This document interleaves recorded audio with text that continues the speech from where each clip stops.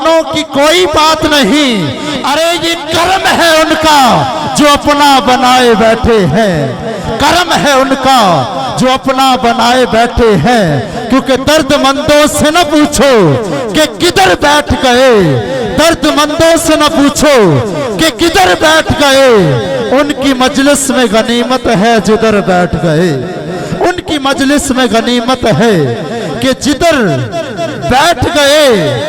और है कर्ज यहाँ दीद से तकल्लुफ से नहीं, है कर्ज यहाँ दीद से तकल्लुफ से नहीं।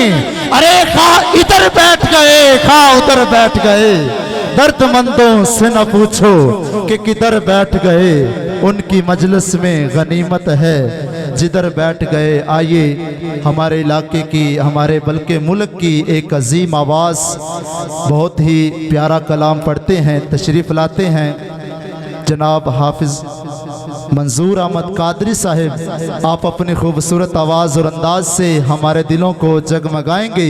आप लोग ज़ोरदार इस्तकबाल कीजिए। नारे तकबीर, सफ़र करके आए ने ऊंची बोलो नारे तकबीर, नारे रिसालत, नारे हैदरी, ताजदारे खत्म नबूवत, ताजदारे खत्म नबूवत,